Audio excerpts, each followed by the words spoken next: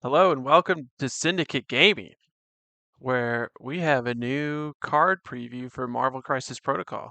It's very exciting. It's about Iceman, obviously. Um, yeah, so he's a new model coming out in early March of this year. He's coming out with Bishop and Kitty Pryde and Professor Xavier, Shadow King, Nightcrawler, and he's the latest to get the news. So I'm gonna do a quick breakdown of him, of what I think, just first hot takes or cold takes, if you will. Um, first of all, this is the model, and it's just ridiculously good. Like, I cannot think of a better way to do Iceman than this right here.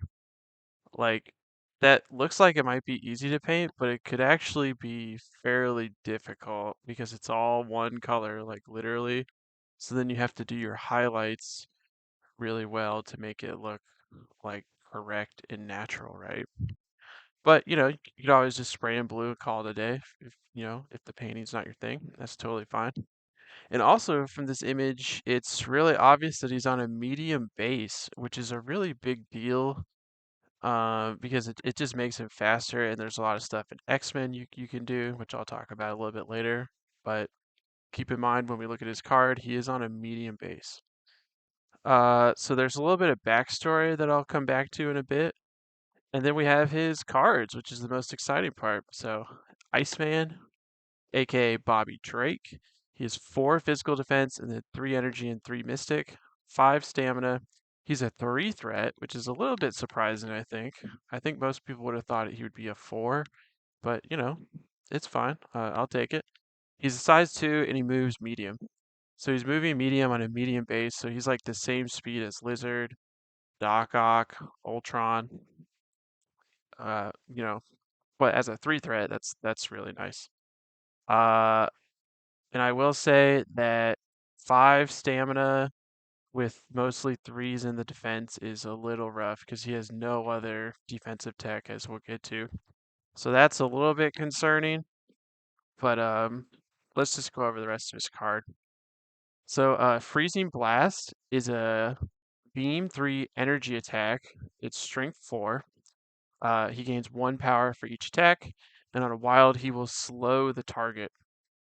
That's nice. It's not very surprising that Iceman is going to be slowing people. I think most people could have seen that coming.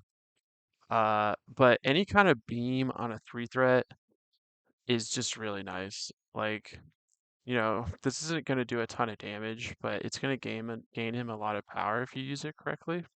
And that's probably what they're going for here. And then he has one other attack, also energy, called Chill.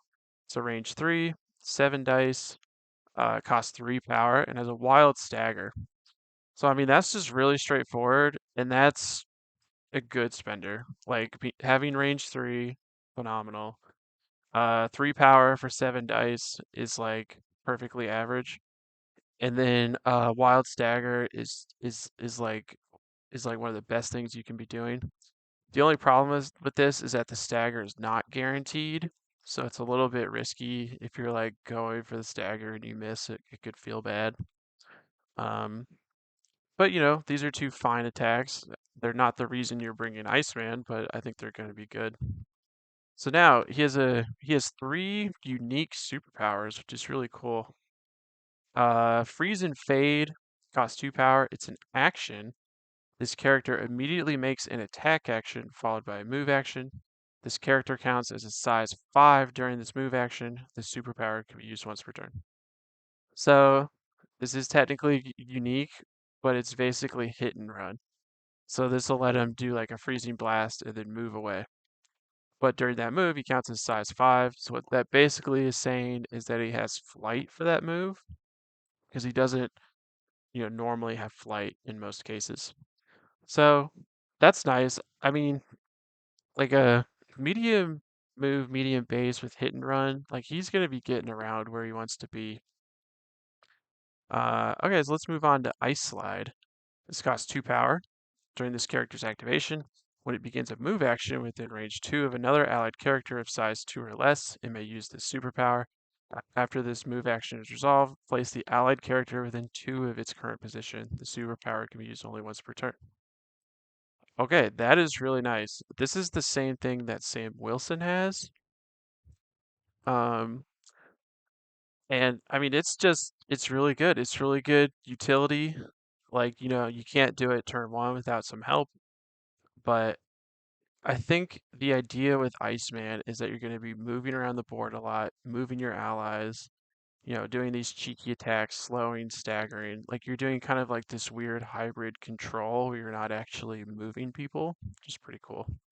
And his final superpower, innate cold snap. When an enemy character ends a move action or attack action within range 2 of this character, it gains the slow special condition. Okay. But also, when the enemy character already has the slow special condition, it suffers 1 damage instead. Okay, so this is guaranteed damage if they're slowed. So basically, this is happening on the enemy's turn when they end a move action or an attack action. So theoretically, if somebody moves into range 2 of Iceman to do a strike, they'll get slow. Then they do a strike, then they're going to take a damage, which isn't nothing, right? I mean, that, gets around like -1 damage to a minimum of 1. Like that gets around martial artists and all kinds of stuff. So, and then he's the same on the injured side, just to make that perfectly clear. So, I like Iceman. He's really unique. He's he's doing something that is like a new space in the game, right? Which is really nice, which means he's not just going to be outclassed by something else on day 1 because he's doing his own thing. I think what you want to be doing with Iceman, as I mentioned, is constantly moving. Like I think most turns you're going to move twice, and when you have the power, you're going to do this hit and run. So basically, you're going to do a beam, hopefully hit 2 people to get 2 power, and then on your following turn you can ice slide to then move an ally. So or like play a tactics card or interact or whatever you're going to do. Um, my only main concern with him is that he's very squishy and he will just melt to any mystic or energy attacks because he has 3 defense, 5 stamina, nothing else going on. Like he has this weird control where he slows and staggers and deals chip damage, but he is just not going to hold up against like any kind of 4 or 5 threat or even some 3 threats that are dealing energy or mystic. So that's a little bit unfortunate. That is helped by Storm's leadership. She gives him a reroll on defense, which isn't nothing. But I think his main form of defense is just like literally slowing people then moving away because he's just faster than them. Like he's gonna slow them so they move short, and then he has a medium base, medium move to just get out of there. I think that's literally what you're supposed to do with him. Uh, so yeah, we've already basically had it confirmed, and it's obvious that he's in the Uncanny X-Men. It's right here in the timeline document, and then he's not listed anywhere else. I did a quick search on him, like on Wikipedia, and he was actually in the Defenders for a little while. So maybe you could make Defenders, maybe not. I know that the Defenders were like founded by Beast and he's not in there. So it's probably not likely that Iceman will get in. But I have this other wild theory that I want to pitch. So in his preview article, there's a whole paragraph about how the X-Men fought the Inhumans and how Iceman was not a fan of this. He walked out of the meeting, but when the battle started, Iceman was on the X-Men side, but he quickly turned sides and joined the Inhumans and left the city with his boyfriend Romeo, who is also an Inhuman. So, I think he might be in Inhumans, just to spice things up. Like, it's kind of funny and known that like half of like half of their roster are not actually Inhumans. It's like people that are like have been married to an Inhuman, which is kind of funny. And that's what Iceman is, right? Like he's dating an Inhuman. Um, sorry, I'm trying to find the affiliation document. Because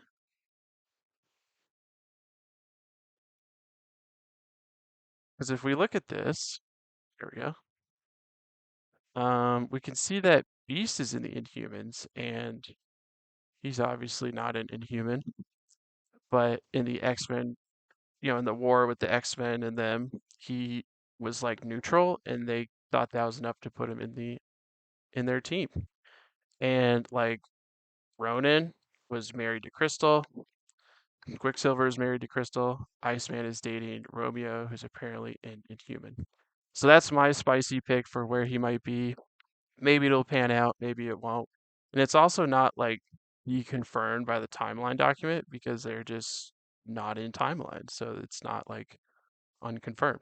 So you heard it here first if it comes true. We'll find out later this month if he makes it in there. But most likely he's just going to be X-Men. Okay, so what possible teams does he work in besides X-Men? I think he will actually work really well in Humans if he's in there or not. So we're going to pull up Jarvis Protocol here, and we're going to pull up Black Bolt, the leader of the Inhumans. So during each of your turns, you can move a power around, right? That means turn one, Black Bolt can move a power to Iceman, who now has Ice Slide active. Iceman can move. He's within 2 of Black Bolt and carry Black Bolt with him. That's like Black Bolt's main weakness is he just can't get around the board. And Iceman like perfectly solves this, right? Like he just I mean, like this is the same reason why they play Sam Wilson. But if Iceman is in the Inhumans, you don't have to splash a character to get this synergy. So I think that makes sense from like a gameplay perspective as well for him to be in this team. Um, and then he like Iceman will gain power really well with this beam. Like if you hit 3 people twice, that's 6 power to then hand out to your team, which is pretty wild. So yeah, I think he'll be great there. We're also gonna look at ASM, Amazing Spider-Man, 5 threat Peter Parker, and he actually has a slow synergy. So his leadership during your turn, you can spend a power to give a character slow. That's great. But if they already had slow, you can then move that character within 1 of its current position and remove slow. You know what Iceman's really good at doing? Slowing people. He has a wild slow, and his cold snap is just going to be slowing everyone around. And that also just works really well with web warriors in general because they just want to be circling around the board, which is the exact same thing Iceman wants to be doing. So I think Iceman is good specifically with ASM, but he's also good with Miles, and Miles helps shore up his weakness in his defenses. So I think Iceman will get a natural home at Web Warriors, and I also think he's really good against Web Warriors because he can like get into their zone and slow them down, so that they're less likely to just run circles around you. And he can stagger them to kill their action economy, and he's helping your allies catch up to them with Ice Slide. So I think Iceman, funnily enough, is great in Web Warriors and countering Web Warriors, which is really cool. And I also heard he might potentially be in Web Warriors, but that one's kind of a stretch. He was in some show with Peter for a while, but that's probably not going to happen. Like he's not in the timeline document with them.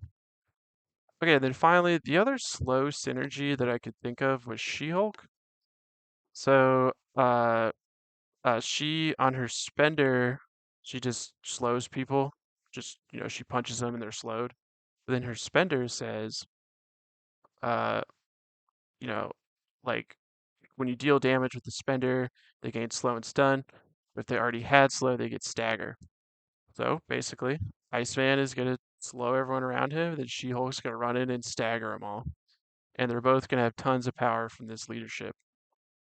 I don't think Iceman benefits really well from extra power, but like doing his uh like spender so basically moving in, doing his spender, and then running away with his hit and run is a really good turn. and that's only 5 power to do that, and that's pretty easy to get when you're under She-Hulk. So yeah, I think Web Warriors, A-Force, X-Men, and Humans is where he's going to be really good.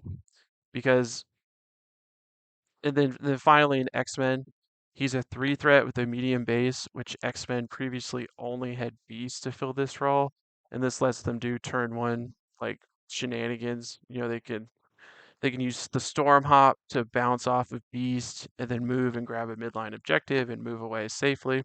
You now have a second option with Iceman, which is really nice. You're not forced into taking Beast. And they actually do similar things. Um, Beast is much tankier than Iceman, but Iceman has a little bit more like utility. Beast does have the character throw, which is really nice, but I think Iceman brings enough to the table. And we also know that he has this like team up card with Emma Frost that they teased at Gen Con or Mini Stravaganza. It's something about his untapped potential. So like maybe if him and Emma Frost are on the board, she does something to soup him up for a couple turns, which will be cool to see. We'll probably see that in the next couple weeks. But that's pretty much all I have on Iceman. He looks really cool. Sorry, I just had to do it. Yeah, probably gonna pick up this box. So, all right, guys, thanks for watching. Like and subscribe, and I will see you in the next one, which is gonna be King T'Challa breakdown. So, see ya.